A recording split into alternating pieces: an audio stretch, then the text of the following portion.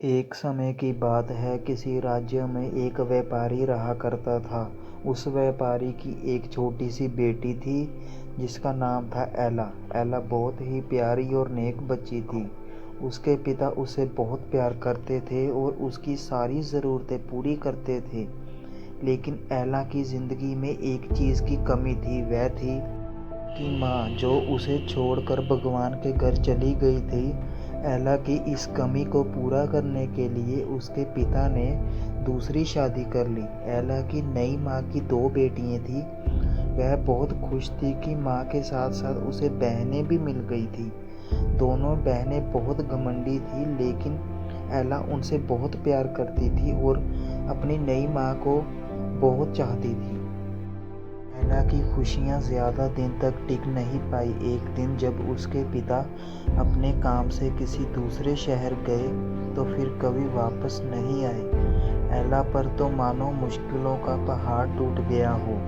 पिता का साया सिर से उठते ही उसकी माँ और बहनें उसके घर की मालकिन हो गई और एला के साथ नौकरों जैसा बर्ताव करने लगी। उन्होंने घर के सारे नौकरों को निकाल दिया और अब एला ही घर का सारा काम करती। उसकी बहनों ने तो उसका कमरा भी उससे छीन लिया और उसे एक कोठरी में रहने के लिए छोड़ दिया। एला अपनी बहनों के पुराने कपड़े और जूते पहनती, सारा दिन उनके काम करती। कभी कभी तो एला इतनी थक जाती कि अंगीठी के पास ही सो जाती। एला जब सुबह उठती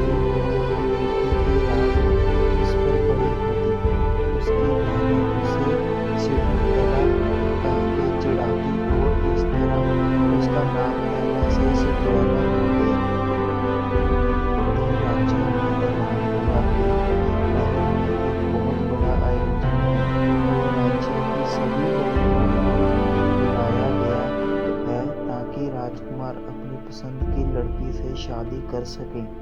राज्य की सारी लड़कियां बहुत खुश और उत्साहित थी। सिंड्रेला और उसकी बहनें भी अपनी किस्मत आजमाने को बेचैन थी। लेकिन सिंड्रेला की ये खुशी उसकी सौतेली माँ को रास नहीं आई और उसने सिंड्रेला को महल में जाने से मना कर दिया। बेचारी सिंड्रेला दुखी मन से फिर अपने काम में लग गई और सोचती रही कि इस वक्त उसकी बहनें क्या कर रही होगी और राजकुमार दिखने में कैसा होगा।